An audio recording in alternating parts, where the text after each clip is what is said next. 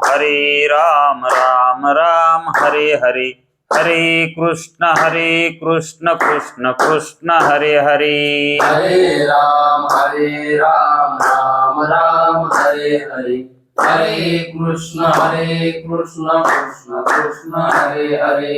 हरे राम राम राम हरे हरे, हरे कृष्ण कृष्ण कृष्ण हरे हरे। हरे राम राम राम हरे हरे, हरे कृष्ण कृष्ण कृष्ण हरे हरे। पुंडलीक वरदे हरि विठ्ठल, श्री गुरु ज्ञानदेव तुकाराम पंढरीनाथ भगवान की जय। माऊली ज्ञानेश्वर महाराज की जय। जगद्गुरु तुकाराम महाराज की जय। ब्रह्मनिष्ठ गुरुवर्य रंगनाथ महाराज की जय। श्री विनायकं गुरुर्नौमि साखरे नाम विश्रुतम्, येषां चरण सान्निध्यात् जीवा मुक्ता भवन्ति। साखरे वंशविख्यातं ज्ञानदान परायणम्, विनायकं गुरुर्वन्दे भवबन्धविमुक्तये। श्रीरङ्गनाथं गुरुराजवर्यं मुमुक्षूणां ज्ञानदानेकदक्षं, प्रभावती क्षेत्रनिवासिनं नमामि वेदान्तविदां वरिष्ठं। पुण्डलीकवरदे हरिविठ्ठल, पंढरीनाथ भगवान की जय। माऊली ज्ञानेश्वर महाराज की जय। जो आनंद सत्य प्रकाश, विभू आणि आधार नाम रूपास, बुद्धी न जाणे आणि जाणे ही त्यास, तो अपार शुद्ध परमात्मा मिच्याशे। माझे अपार स्वरूप समुद्रावरती, जणू तरंग ब्रह्मा विष्णू महेश गणपती, सूर्य चंद्र वरुण यम मिरविती, देवी कुबेरही तैसेची। जो सर्वज्ञ आणि दयाघन, मुनी हृदयी ज्याचे करीती ध्यान, त्याचे बुद्धी उपाधी करुणा नित्याभान मजची माझी होतसे। ज्याच्या अज्ञाने भाषे जगत, जसा दोरीवरी सर्प दिसत, तरी दोई ठाईना सर्प जगत, ते स्वतंत्रानी स्वयं ब्रह्म मिच्याशे। पुण्य पुरुषी सदैव निष्काम, भोग प्राप्ती कारणे भजावा राम। तो मीची आहे आत्माप्त काम, तरी नमन कोणा करावे म्या। जयांचे केलिया स्मरण, सकळ विद्येचे होय अधिकरण, हेची बंधू श्रीचरण श्री गुरूंचे, ते नमस्कारून आता। चला, विचार सागर तरंग चौथा, परिच्छेद 57। 57 परिच्छेद मध्ये 2-3 शंका आलेल्या आहेत, म्हणून हा परिच्छेद थोडासा व्यापक झालेला आहे। या अगोदर चाललेला विषय ब्रह्माच्या प्रत्यक्षाची सिद्धी, ब्रह्माच्या प्रत्यक्षत्वाची सिद्धी, ब्रह्माचं प्रत्यक्ष ज्ञान होण्याविषयी चाललेली सिद्धी, ज्ञानाची सिद्धी आहे, प्रतीतीची नाही। आणि ब्रह्माची प्रतीती ही येतही नसते, पण सिद्धी करता येते। प्रतीतीला विषय असावा लागतो, आणि तो विषय कसा असावा लागतो? आकारवाना असावा लागतो आणि त्या विषयाला नाम असावं लागतं, त्या विषयाला गुण असावे लागतात. आणखी हो रूप झालं ना, जाती असावी लागते. मग त्या ठिकाणी वृत्ती त्या पदार्थाचं ज्ञान करते आणि त्या ज्ञानाला विषय करून, त्या पदार्थाला विषय करून ज्ञानानं त्या पदार्थाचं प्रकाशन करता येतं. पण हे झालं बाह्य पदार्थाच्या ज्ञानाची रीती आणि प्रत्यक्षाची रीती झाली. पण ब्रह्माचं प्रत्यक्ष ज्ञान होईल, प्रतीती नाही. फरक जाणून घ्या. ब्रह्माचं ज्ञान होईल पण प्रतीती कशाने येईल? प्रतीती आपल्याकडे काय साधन आहे त्याची प्रतीती घेण्यासाठी? सगळे साधनं चालले तर वापस यायले तर, म्हणून साधना वाचून प्रतीती नाही. आणि साधनानं जी येते ती प्रत्यक्षाची प्रतीती, ती नामरूपाची येते, गुणक्रियेची येते, जातीची येते. तसं लक्षण ब्रह्माचं नाही.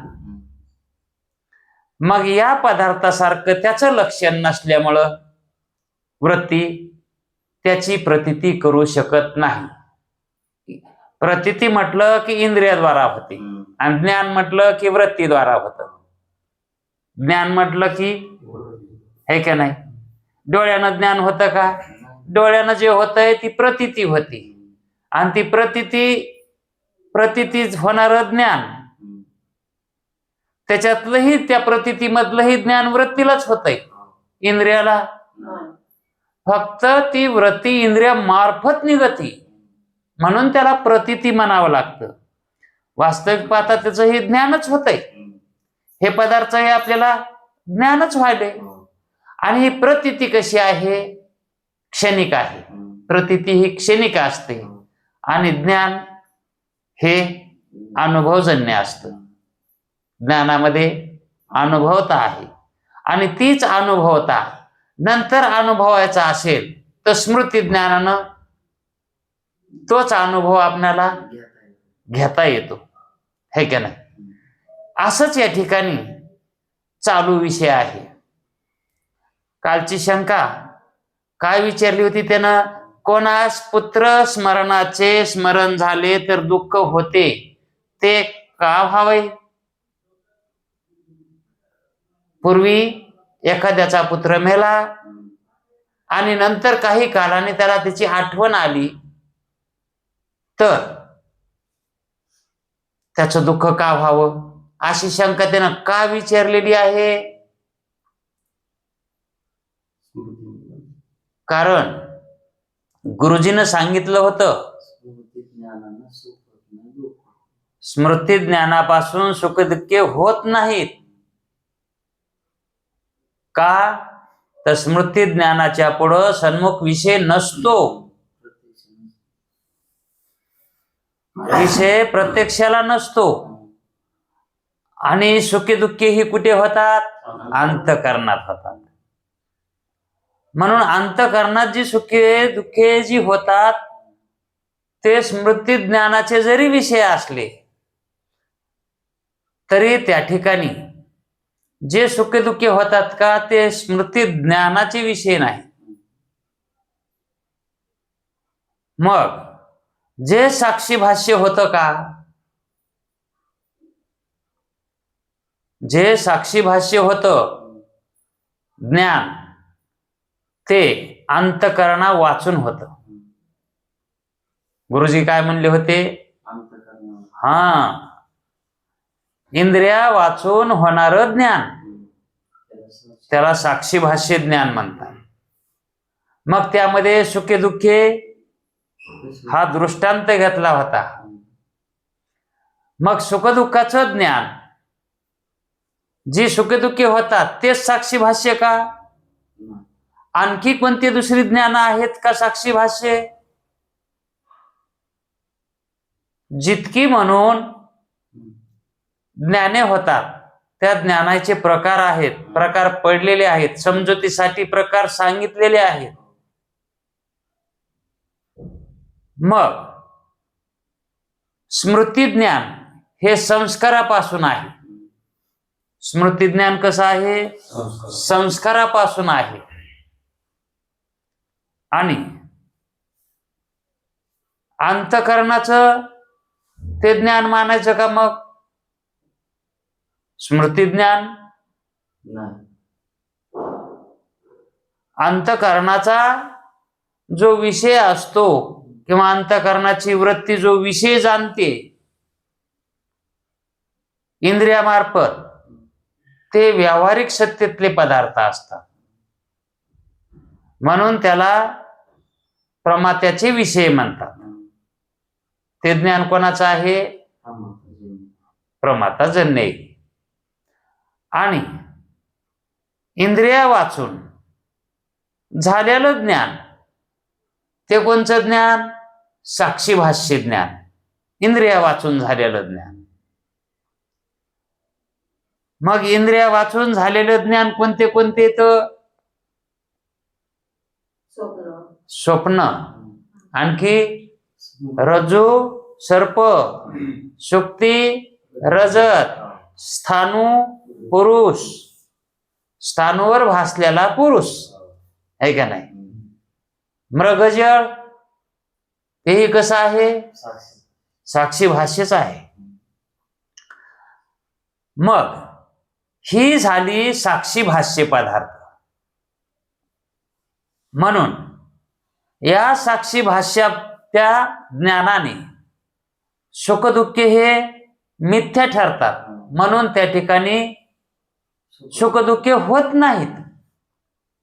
हे सुखदुःखे होत नाहीत असं गुरुजीनं सांगितलं की स्मृती ज्ञानापासून सुखदुःखे होत नाहीत. जरी स्मृती ज्ञान झालं तरी अंतःकरणाची वृत्ती सुखदुःखकार होत नाही. म्हणून सुखदुःखाचे प्रत्यक्ष ज्ञान होत नाही.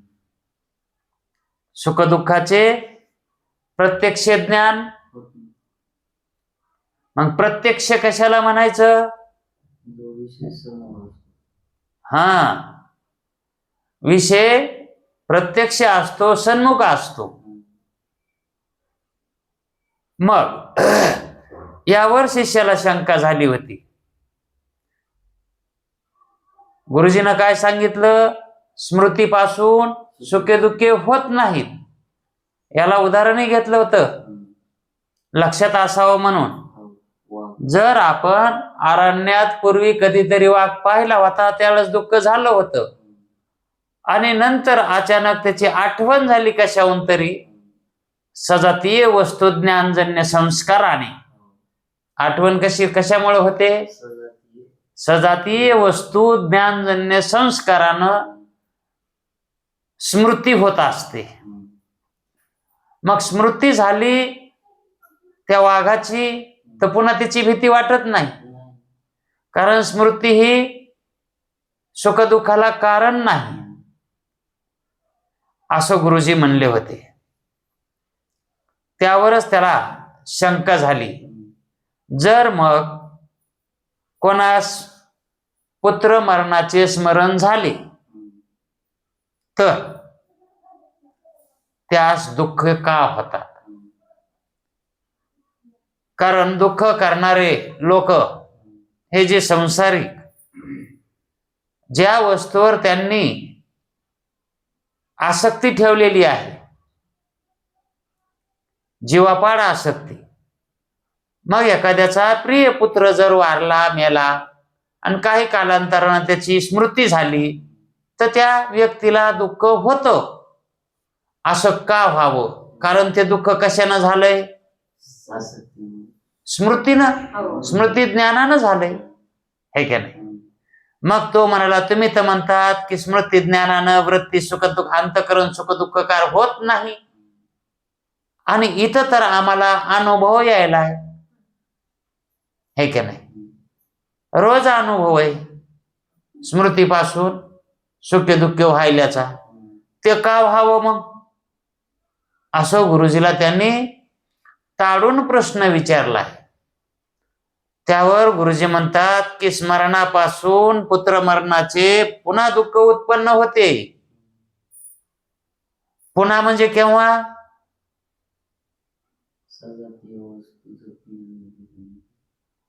पुन्हा दुःख उत्पन्न होते, म्हणून पुन्हा दुःखकार वृत्ती होऊन दुःखाचा साक्षात्कार होतो. स्मरण होणे आणि दुःखाचा साक्षात्कार होणे यामध्ये अंतर आहे. दुःख होणे, स्मृती होणे आणि दुःखाचा साक्षात्कार होणे. जर तो विषय अनुकूल मानला आणि वृत्ती त्या अनुकूल मानलेल्या विषयाशी तादात्म्य पावली, एकरूप झाली, जर वृत्ती तादात्म्य पावून एकरूप झाली तर पुन्हा दुःख होतं. मग ती वृत्ती ज्या वेळेस स्मृती होते त्याला कारण स्मृती आहे, पण साक्षात स्मृती त्याला कारण नाही म्हणतात. कारण ती स्मृती प्रमात्याच्या वृत्तीच्या ठिकाणी परिणामाला पावते. स्मृती काय होते? परिणामाला पावते तिथं अंतःकरणामध्ये. आणि त्या अंतःकरणामध्ये जे पूर्व संस्कार सहित ज्ञान असतं त्या ज्ञानाशी ती एकरूप पावते. ती वृत्ती पुन्हा एकरूप पावते. पुन्हा नुसती अगोदर स्मृती होती आणि ती स्मृती झाल्या झाल्या दुःख होत नाही. नंतर ती वृत्ती तो विषय घोळू घोळू जर त्या ठिकाणी जात असेल आणि तो विषय जर तादात्म्यवान असेल तर त्या ठिकाणी अंतःकरणामध्ये दुःख उत्पन्न होतंय, असं गुरुजी म्हणाले. पुन्हा ते होतंय कारण त्याला कारण स्मृती नाही. परंपरेनं कारण मानावं लागतं, नाहीच असं नाही. जसं घट्याला कारण परंपरेनं गाढव मानावंच लागतं, तसं स्मृतीही कारण मानावेच लागते. म्हणून असे मानले तर पूर्वी अरण्यात वाघ बघून दुःख झाले होते. आता तेही स्मृतीच आहे ना. अरण्यातला वाघ बघून त्यावेळेस दुःख झाले होते, आणि नंतर जर स्मृती झाली काही कालाने तर दुःख होत नाही. मग स्मृती कारण कशी मानावी? सुखदुःखाला कारण स्मृती मानता येते का? नाही. यावरून याचे कालांतराने स्मरण झाले, त्याचे कालांतराने जर स्मरण झाले तर पुन्हा दुःख होत नाही. उलट विषय आणि अंतःकरणाची वृत्ती यांचे एकदेशी स्थितत्व झाले म्हणजे प्रत्यक्ष ज्ञान होते. हे कशामुळे सांगायचंय की ज्ञान कधी होतंय? वृत्तीचं आणि विषयाचं एकदेशी स्थितत्व होतं त्याच वेळेस ज्ञान होतं. बाह्य पदार्थ ज्ञानाची रीती पाहताना आपणाला कसं कळालंय? तिथं प्रत्यक्षता होतानी प्रमा प्रत्यक्षता कशी होती? वृत्ती घटापर्यंत जाती आणि घटावरचं अज्ञानाचं आवरण दूर करते, आणि नंतर तो घटाकार झालेली वृत्ती तिच्यासोबत घटाकार झालेला वृत्तीतला आभास, तो त्या ठिकाणी त्याच्यातलं ज्ञान ज्यावेळेस करून घेतो त्यावेळेस त्याला त्याचं प्रमाज्ञान होतंय. म्हणजे विषयाचं आणि वृत्तीचं एकदेशी स्थितत्व जेव्हा होईल त्याच काली त्या पदार्थाचं ज्ञान होत असतं. म्हणून स्मृती होऊन ज्या वेळेस दुःख झाल्याचे अनुभव आहेत का, त्या काली वृत्ती त्या मूळच्या विषयाशी तदाकार पावते. तादात्म्य करून तदाकार होती, पण ती पुन्हा होती. आणि जर स्मृती होऊन तितक्यात त्या व्यक्तीला अचानक त्याच वेळेस दुसरं कोणतं दुधू जाऊ द्या, काय होऊ द्या, स्मरण झालं, पहिल्या पुत्र मरणाचं स्मरण झालं, आणि स्मरण झालं की वृत्ती तदाकार पावायला तयार झाली की तितक्यात एखादी मांजर यावी, आडीपाशी जावी, दुधात तोंड घाला जावा किंवा दूध ओतू जावा, घर एखादं पळायला व्हावा, मग त्या ठिकाणी तिथलची ती वृत्ती तदाकार व्हायलेली ती बंद होती. आणि इथून आपण कसं पळायचं, मांजर कशी हाणायची, दुधात पाणी कसं टाकायचं, याच्याकडे वृत्ती जाते. मग त्यावेळेस कुठे पावती दुःखाकार. म्हणजे वृत्ती जर विषयाशी तदाकार झाली तरच दुःख होतंय. म्हणजे वृत्तीचं आणि विषयाचं एकदेशी स्थितत्व जेव्हा होईल तेव्हा ज्ञान होतंय. हा सिद्धांत झाला. ज्ञान कधी होतंय तर वृत्तीचं आणि विषयाचं एकदेशी एकीकरण, एका ठिकाणी ज्यावेळेस ते दोन्ही येतील त्याच वेळेस ज्ञान होतंय. मागे एक उदाहरण दिलं होतं, जर एखाद्याला पत्ते खेळायचा नाद असला तर तो पत्ते खेळतो आणि त्यावेळेस त्याचा मेवना बोलवायला येतो, चला दाजी मी आलो म्हणून, राम राम घालतो, तो राम राम बी त्याला घालतो आणि तो खेळतच राहतो, पण त्याला ओळखू येत नाही आपल्याला राम राम घातलाय कोणी, तो घालणारा कोण आहे. आपण आता इथून खेळायला बसायला नाही पाहिजे, त्याला घेऊन घरी जायला पाहिजे, कारण त्या आपला पाहुणा आहे. आणि पुन्हा बायकोचा भाऊ त्याला घेऊन जावं लागेल का नाही, असं ज्ञान तिथं उत्पन्न व्हायला पाहिजे होतं का नाही. पण त्या ठिकाणी त्यानं इंद्रियाची आणि त्याची दृष्टी झाली, पण वृत्तीची आणि त्याची एक दृष्टी झाली नाही. तिथं वृत्ती नाही गेली. हा, वृत्ती कशात होती, इकडे प्यादी झालेली होती खेळण्यामध्ये. आपल्याला कोणतं पान येणार आहे, कोणतं घ्यायचंय, त्याच्याकडे वृत्ती होती. मग तशी वृत्ती जर विषयाकार नाही झाली तर मग तिथं मेवनाच काय बायको आली तरी बी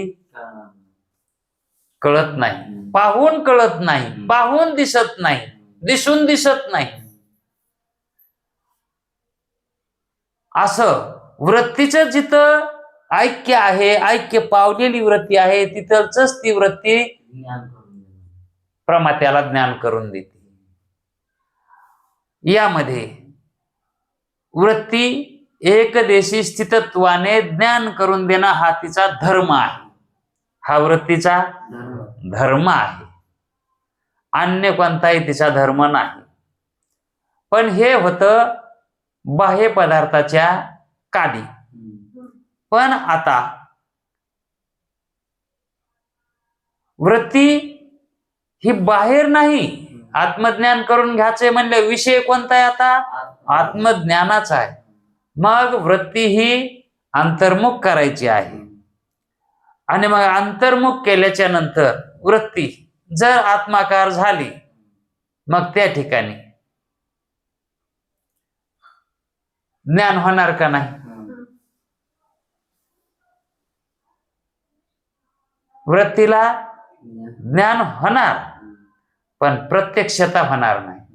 ज्ञानाची प्रत्यक्षता येईल पण प्रतीती येणार नाही, तो विषय पुढे येईल. उलट विषय आणि अंतःकरणाची वृत्ती यांचे एकदेशी स्थितत्व झाले म्हणजे प्रत्यक्ष ज्ञान होते, असाच नियम सिद्ध होतो. आणि त्या नियमाप्रमाणे ब्रह्माचे प्रत्यक्ष ज्ञान होण्यास कोणतीच हरकत नाही. म्हणून ब्रह्माचं प्रत्यक्ष काय होईल, ज्ञान होण्यास काहीही हरकत नाही. इथं प्रतीती हा शब्द दिलेला नाही, ज्ञानच दिलेला आहे. यावर शिष्याला नवीन शंका, कारण या शंकेचं आपण काल थोडस बघितलं होतं. आता ही शंका शिष्याला इथं का होते ते पहा. तो म्हणतो महाराज म्हणलं काय? सुखदुःखादी अंतकरणा धर्माचे ज्ञान, सुखदुःख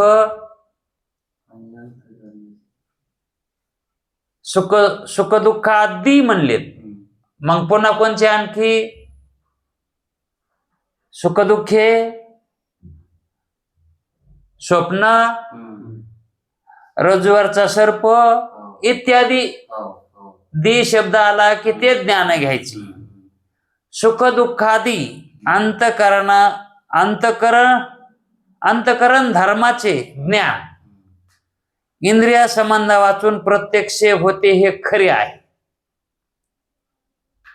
काय म्हणतो पहा.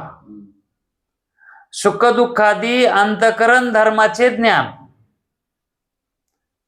इंद्रिय संबंध वाचून प्रत्यक्ष होते हे खरे.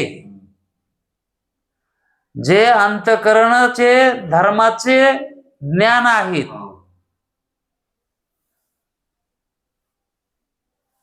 कसे? ते इंद्रिय संबंध वाचून प्रत्यक्ष होते. कारण जी आभासापासून होणारे ज्ञान आहेत तीही कशी आहेत? प्रत्यक्षच आहेत ना. स्वप्न कसं आहे? रज्जुवरला सर्पही कसा आहे का नाही? आणि अंतकरण धर्माची ही ज्ञाने कशी आहेत? प्रत्यक्षच आहेत. ज्ञान सगळी कशी आहेत? प्रत्यक्ष ज्ञान आहे. पण ते प्रमाणापासून उत्पन्न झाले. कोणचे? ते प्रमाणापासून उत्पन्न झाले नसल्यामुळे ते ज्ञान प्रमात्याचे नाही. कोणते?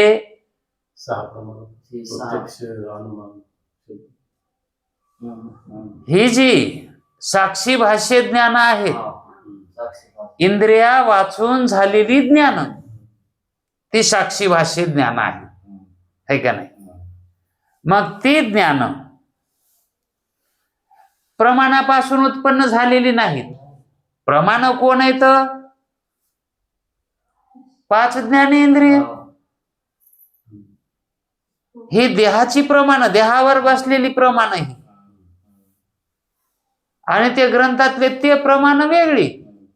ते ग्रंथातला विषय समजून देणारे आणि हे आपल्याला व्हायलेले ज्ञान करून देणारे हे प्रमाण आहे. ह्या प्रमाणावरूनच ते प्रमाण काढत. अगोदरचे हे येत. मग ह्या प्रमाणापासून उत्पन्न होणारे ज्ञान प्रत्यक्ष आहे का नाही? आणि साक्षी भाष्य प्रमाणा वाचून होणारं ज्ञान कोणतं आहे? साक्षी भाष्याचं ज्ञान आहे. मग जर प्रमाणापासून उत्पन्न झाले नसल्यामुळे साक्षी भाष्य हे कसं आहे? प्रमाणापासून उत्पन्न होत आहे का? मग हे प्रमाणापासून उत्पन्न झालेलं नाही. मग ते ज्ञान प्रमात्याचे नाही. ते ज्ञान कोणाचे नाही? हाय एका नियमानं. प्रमात्याचं कोणतं ज्ञान म्हणा? प्रमाणापासून उत्पन्न झालेलं ज्ञान ते प्रमात्याचं ज्ञान, आणि त्यालाच प्रमा म्हणावी.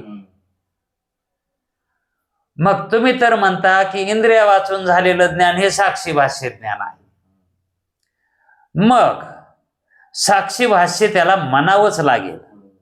याचप्रमाणे मग आता नीट लक्षात ठेवा गुरुजी, याचप्रमाणे ब्रह्मज्ञान म्हणावे. मग ब्रह्मज्ञान हे कसं होईल? साक्षी भाष्यच होईल ना. कारण ब्रह्मज्ञान हे इंद्रिय संबंधाने होईल का? इंद्रियाचा संबंध तिथं होत नाही, है का नाही? इंद्रियांचा तिथं लाग नाही. मग जे ज्ञान होतं ब्रह्माचं, ते ज्ञान इंद्रिय संबंध वाचून व्हालंय, मग त्याला साक्षी भाष्यच म्हणावं लागेल ना. ना खरंय का नाही हो? कोणाचं असं ना, गुरुजी बोलले काय, शिष्य बोलला काय, आपल्याला काय करायचे त्याच्यावर? आपण आपली खरी बाजू धरायची. असा शिष्यानं गळ फासा म्हणते त्याला, गळ फासा. याचप्रमाणे ब्रह्मज्ञान म्हणावे तर तेही साक्षी भाष्यच होईल ना. ब्रह्मज्ञान प्रमा होणार नाही. काय अडचणी आली? ब्रह्मज्ञान प्रमाज्ञान व्हायना झालंय. आणि तुम्ही तर काय सांगता की जे प्रमाज्ञान आहे तेच अपरोक्ष ज्ञान आहे, आणि इकडं तर तुमचं ज्ञान हे ब्रह्माचं कसं व्हायलंय? साक्षी भाष्य व्हायलंय. अशी शंका येते, शंका यायची. तिचे समाधान काय? अशी शंका त्याला उत्पन्न झाली, आणि आपण याच्या अगोदरची शंका आपण ऐकली आणि पुढची शंका वाचली. वरच्या शंकेचं समाधान आपण घेतलंय आणि पुढच्याही शंकेचं समाधान आपण वाचलंय, तरी पण त्याची शंका कशी व्हायली हे कळालं नाही, आणि त्याला मनानं शंका झाली. मग याला कोणता अधिकारी म्हणतात? उत्तम अधिकारी, तत्वद्रष्टी. तत्वद्रष्ट्याच्या बुद्धीला जर आपल्याला जाणून घ्यायचं असेल तर त्याची बुद्धी ही अशी असते, तीक्ष्ण असते बुद्धी.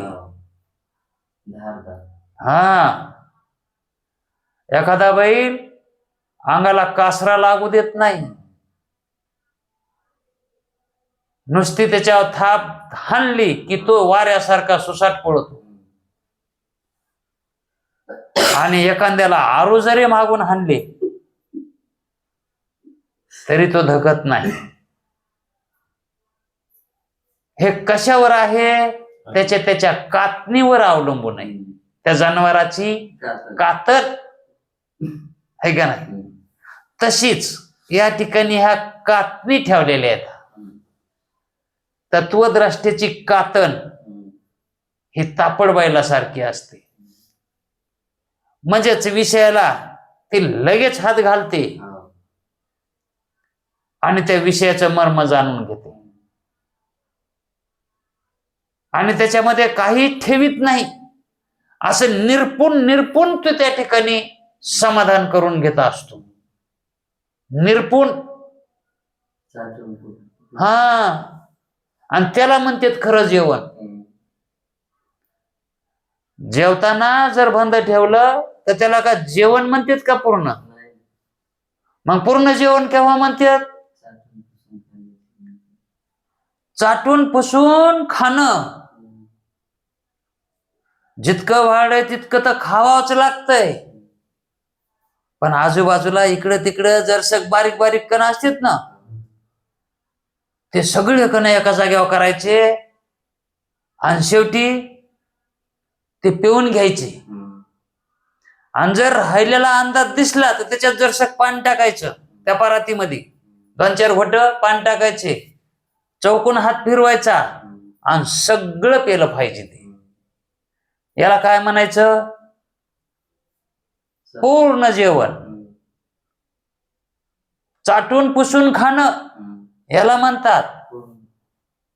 पण इतक्यावरही चाटून पुसून खाणं सगळं नाही म्हणतात, कारण जसे परातीला कण अडकतात ते तुम्ही पाणी टाकून पिले, पण दातात ही कण राहतेत सामटीनं बसलेले, ते सुद्धा गुळणा करून ते घोट थुकायचा नाही, प्याचा. याला म्हणायचं चाटून पुसून खाणं आणि पूर्ण जेवण झालं. तसं या ठिकाणी हा तत्वद्रष्टी कसा आहे? अजिबात गळू द्याय नाही कुठं काही. इतकं चिकट राहावं लागतंय परमार्थात. हा चिकाटीचा परमार्थ आहे. इतका चिकाटीने केला ना कुठेच जात नाही फळ, फळाला हलताच येत नाही. बाणाचा आणि फळाचा किंवा लक्ष्याचा जर एक रेषेमध्ये बाण आणि लक्ष्य फळ एक रेषेत आलं की फळाला लागणार म्हणजे लागणार बाण, याच्यात काही शंका नाही. तसं लक्ष राहावं लागतंय, तितकं लक्ष करावं लागतंय, तितकं लक्षात असावं लागतंय. काय लक्ष? लक्ष लक्ष ज्यावेळेस धरतो मनुष्य त्यावेळेस लक्षच लक्षात असावं. अर्जुनाला विचारलं तर काय दिसायले तुला? इतरांना काय सांगितलं होतं ते काही बी सांगू लागले. झाडच दिसायले, झाडाच्या पलकड डोंगरच दिसायलाय, पोपटच दिसायलाय. पण अर्जुनाला विचारलं त्यावेळेस अर्जुन काय म्हणला? डोळात दिसायलाय, दुसरं काहीच दिसा नाही. तसं वृत्तीनं इतकं लक्ष करावं की मला फक्त ब्रह्मच दिसायले, बाकी दुसरं काहीच दिसाना, मला माझं स्वरूपच दिसायले. इतकं त्या वृत्तीनं लक्ष त्याच्यावर जर लावलं तर ते जे फळ तिला मिळणार आहे, तदाकार व्हायचं, ब्रह्मरूप व्हायचं, ते नक्कीच होते. तुम्ही जसं लक्ष लावता तसं फळ मिळेल, लक्षावर अवलंबून आहे. म्हणून अशी ही शंका त्याची बारकाईनं आहे. याचं समाधान गुरुजी सांगतात की हे शिष्य, शंका आली ना ध्यानात, वाचून घ्यायची का एकदा? महाराज, सुखदुःखादी अंतकरण धर्माचे ज्ञान इंद्रिय संबंधा वाचून प्रत्यक्ष होते हे खरंय. प्रत्यक्ष ज्ञान आम्हाला म्हणायचं नाही इंद्रियानंच होतंय म्हणून, इंद्रियानं तर होतंयच, पण इंद्रिया वाचून ही प्रत्यक्ष ज्ञान होतंय. पण इंद्रिया वाचून झालेलं ज्ञान म्हणजे प्रमाणापासून उत्पन्न झाले नसल्यामुळं ते ज्ञान प्रमात्याचे नाही. इंद्रिया वाचून झालेलं ज्ञान ते प्रमात्याचं आहे का? प्रमात्याचं नाही, ते साक्षी भाष्य आहे. याप्रमाणे आता याप्रमाणे ब्रह्मज्ञान म्हणावे. तुम्ही जे सांगायला ते कसं ज्ञान व्हायले? मग तुमच्या म्हणण्यानुसार ते साक्षी भाष्य ब्रह्मज्ञान व्हाले, म्हणजेच साक्षीचा विषय व्हायले. ते परमात्याचा विषय व्हायले का? नाही. तर तेही साक्षी भाष्यच होईल ना? हो. ब्रह्मज्ञान प्रमा होणार नाही ना? कारण प्रमा कशी सांगितली तुम्ही? इंद्रिया संबंधानं जे ज्ञान होतं आणि अबाधित अर्थाला विषय करतो त्याला म्हणतात प्रमाज्ञान. मग प्रमा तर व्हायना झाले ना, है का नाही? मग मला अशी शंका येते, तिचं समाधान काय? त्यावेळेस गुरुजी म्हणतात, हे शिष्य, आता या ठिकाणी शिखरावर जायचंय, है का नाही? मग कसं जायचंय ते अगोदर सांगावं लागेल. हे तुला जे सांगायचंय ना, हे जाण्यासाठी अगोदर कसं जायचं ते सांगतो, आणि मग कसं त्या ठिकाणी कसं पोहोचायचं ते सांगतो. म्हणजे हे कळण्यासाठी दुसरा सोपा, ते सोपं होण्यासाठी, ते कळण्यासाठी तुला दुसरं एक युक्ती सांगतो. कोणचं? आता इथं काय भानगड आहे? ज्ञानाची भानगड चालू आहे. भानगड काय चालू आहे शास्त्रात? ज्ञानाची भानगड आहे. नाही कोणत्या ज्ञानाची? ब्रह्माच्या प्रत्यक्षाची, है का नाही? आता ती भानगड कळावी म्हणून रावणी यासाठी, आता ती कळायला जरा अवघडच आहे ना, कारण कधीच कळून घेतलं नाही ते. मग ते कळण्यासाठी काहीतरी उपाय करावा लागेल ना, अटकल. त्याला काय म्हणतात? आयडिया. आयडिया हा, युक्ती आहे का नाही, सोपपतिक. त्याला सोपपतिक करण्यासाठी शास्त्रातला शब्द आहे हा, ते तुला अगोदर करून देतो. मग ते काय, कोणता, तर ज्ञानाचे प्रकार सांगावं लागते ना आता याला, कारण इथं कशात गोळ व्हायलाय? ज्ञानाच्या प्रकारातच व्हायलाय का नाही, है का नाही. साक्षी भाष्य आणि प्रमा याच्यामध्येच गोळ व्हायलाय का नाही. आणि निघालंय कोणापासून? स्मृतीपासून. कोणी ज्ञानापासून लावून कोणी दिलंय? हा, यानं लावून दिलंय. आणि मग या ठिकाणी आता त्याला वाटायले इंद्रियापासून उत्पन्न झालेलं जे ज्ञान आहे ते प्रमात्याचं, तेच प्रमा आहे का नाही, आणि तेच अपरोक्ष आहे. पण इंद्रिय संबंध वाचून झालेलं ज्ञान हे साक्षी भाष्य ज्ञान आहे असं गुरुजीनं अगोदरच सांगितले. मग ब्रह्मज्ञान कसं होणार आहे? आता इंद्रिय संबंध वाचूनच होणार आहे. मग ते ज्ञान कसं होईल? साक्षी भाष्यच होईल. तीच शंका आहे. तशीच अशीच त्याला शंका आहे. मग गुरुजी म्हणतात, हे शिष्य, अगोदर ज्ञानाची भिन्न भिन्न नावे कशी होतात ते सांगतो.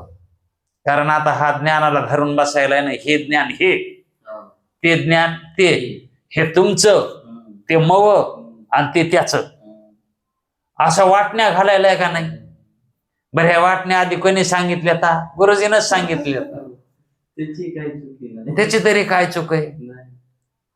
पण ते कशामुळं घालायल्यात वाटण्या हे कळालं नाही ना. मग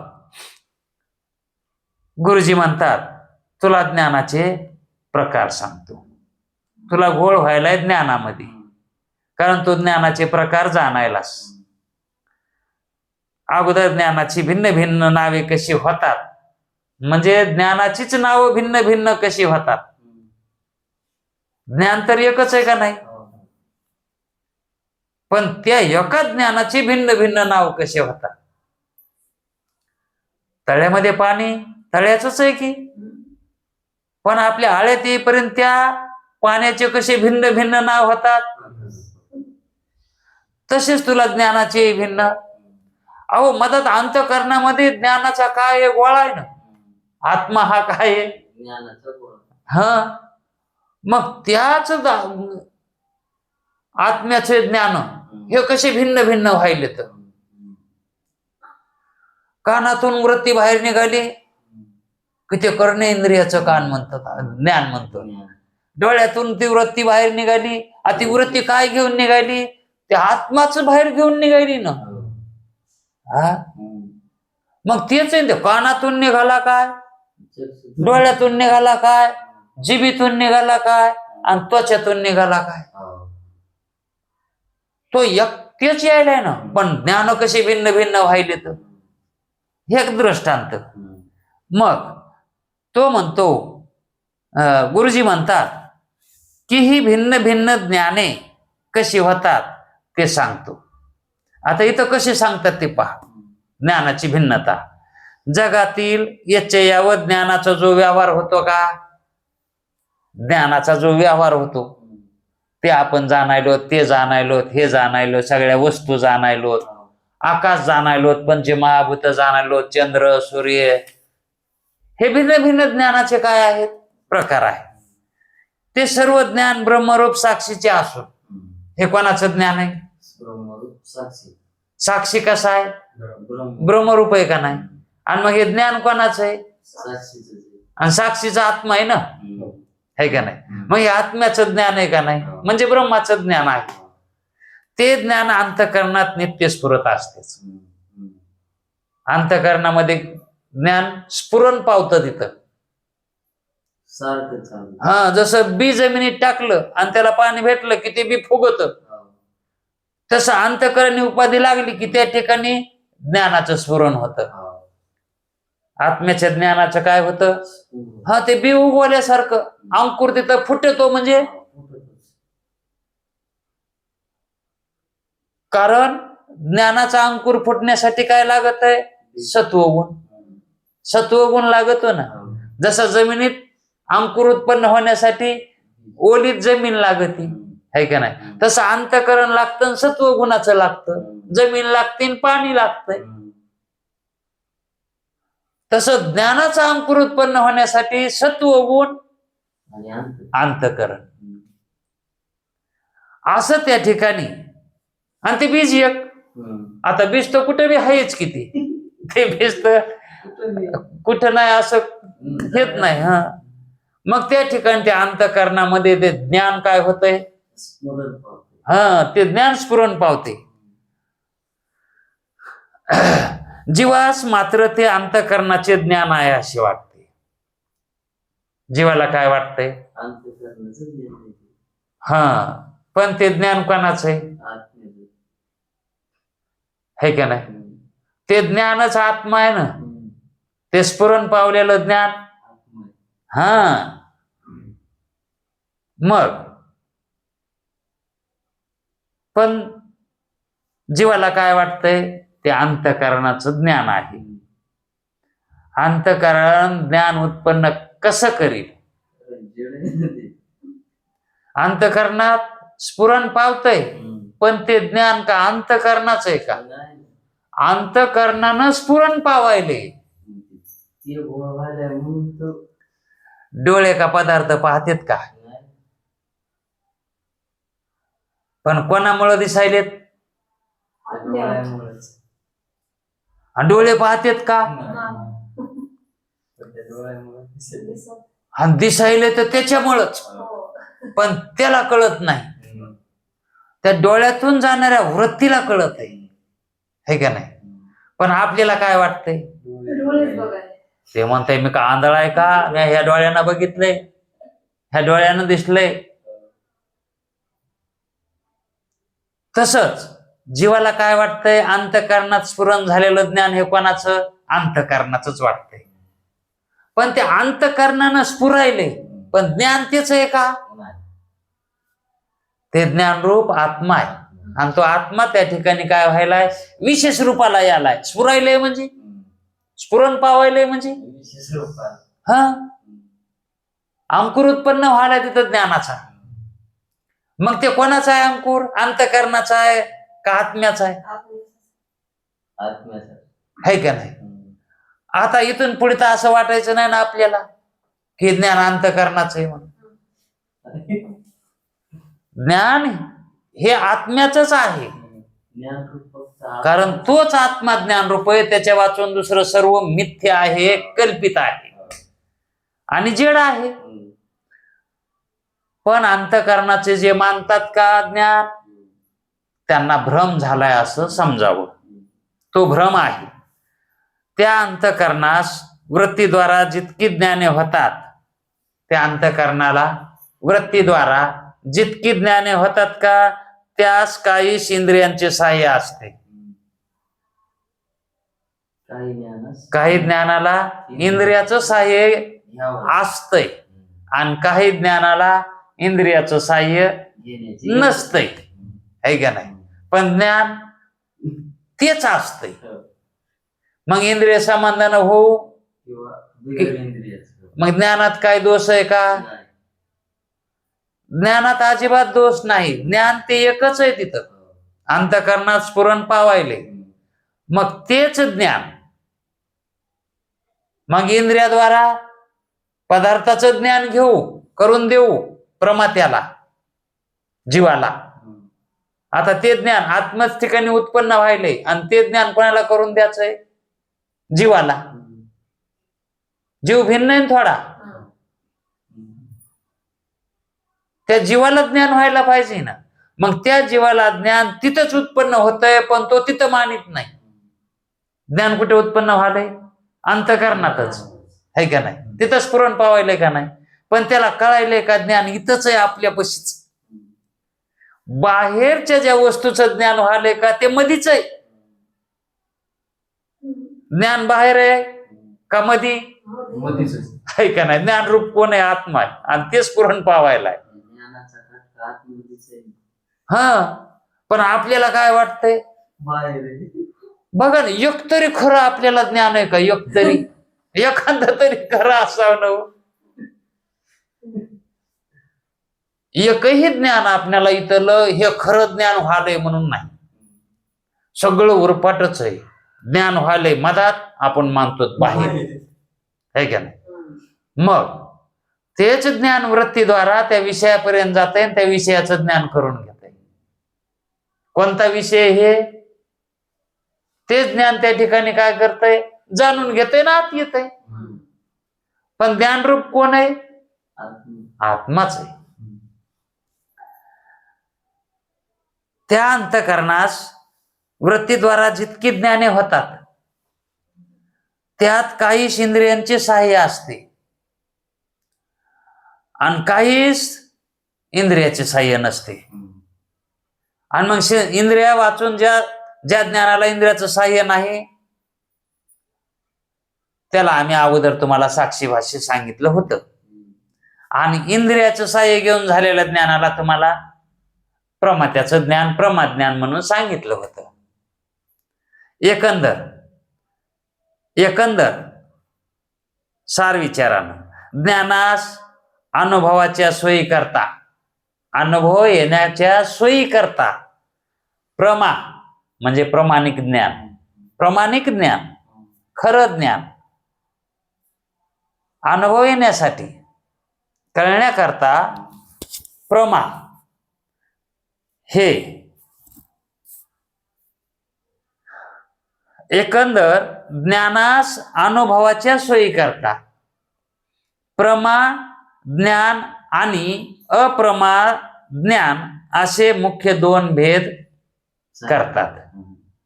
कशासाठी करतात हे दोन भेद? अनुभव येण्यासाठी, ज्ञानाचा अनुभव येण्यासाठी हे दोन भेद करावे लागतात. कशासाठी? अनुभव येण्यासाठी. आणि तोच अनुभव सांगायचा आहे म्हणून आम्ही हे दोन भेद केले होते. कोणते? प्रमाज्ञान आणि अप्रमाज्ञान. हे ज्ञानाचे मुख्य दोनच प्रकार आहेत. आणि मागे याच्या अगोदर जी 6 प्रमाणे सांगितली होती का? कोणती कोणती माहिती आहेत का?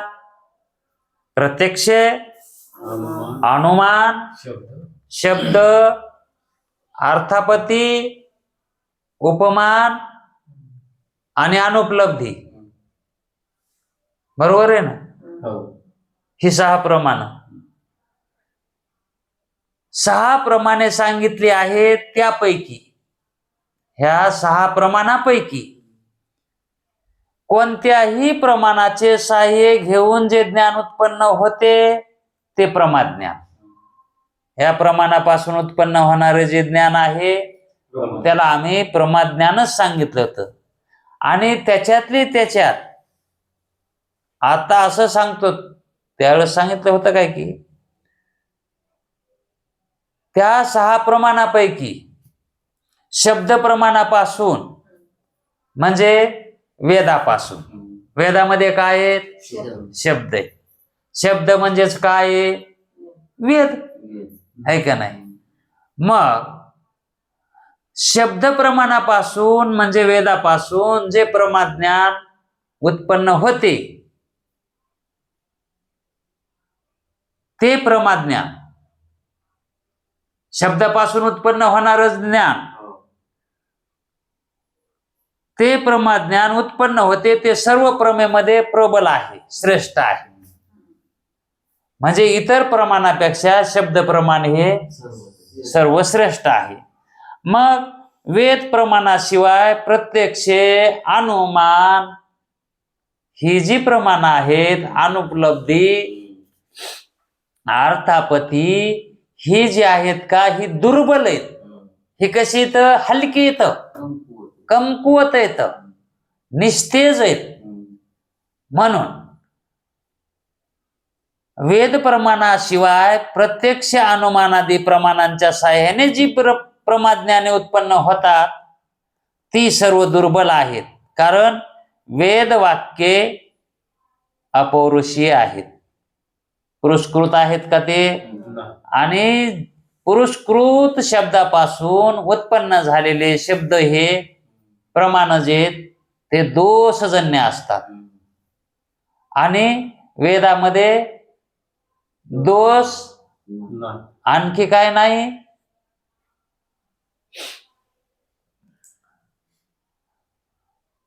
ते दोन शब्द त्या दिवशी आलेले आठवणात ते.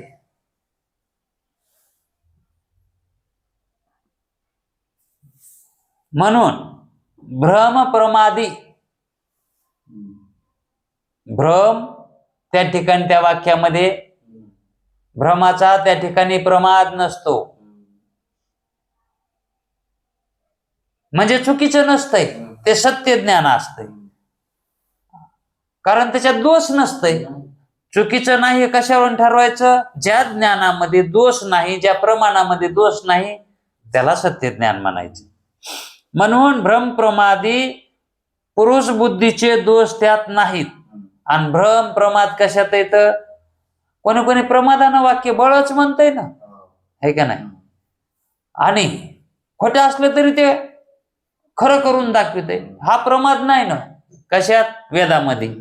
आणि भ्रम नाही. अशी प्रमाज्ञानाची व्यवस्था आहे.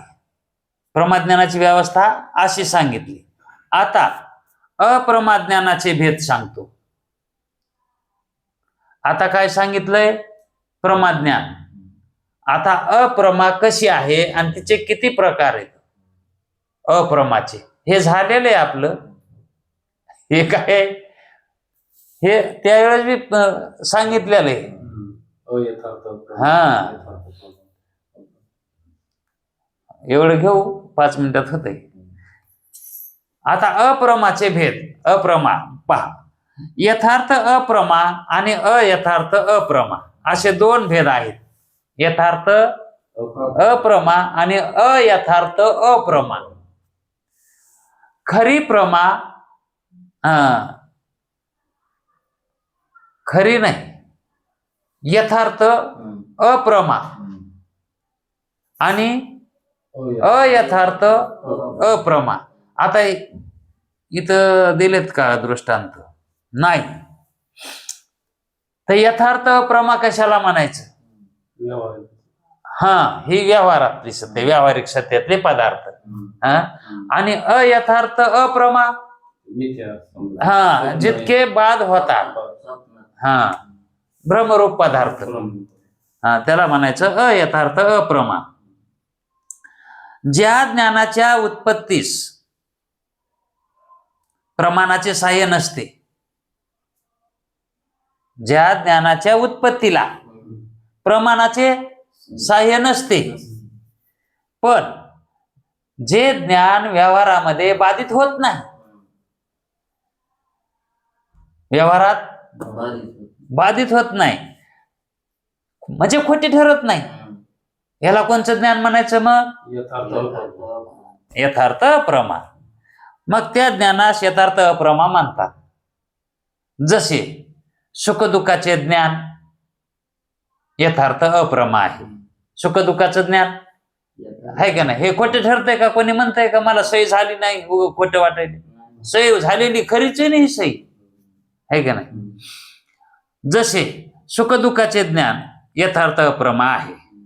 आणि ज्या ज्ञानास प्रमाणाची सहाय्यता नसून, ज्या ज्ञानाला प्रमाणाची सहाय्यता नाही, ज्याचा विषय बाधित म्हणजे मिथ्या ठरतो,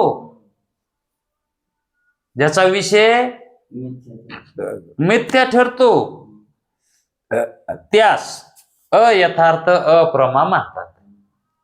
त्या ज्ञानाला कोणतं म्हणायचं? अयथार्थ अप्रमा. जसे स्वप्न, रज्जू सर्प, सुप्ती रजत इत्यादी, ज्याचा बाध होतो, हे कोणची ज्ञान आहेत? अयथार्थ अप्रमा. जेवढं लटका आहे ते सगळं. आता हे झाले ज्ञानाचे प्रकार. पण आता झालाय वेळ.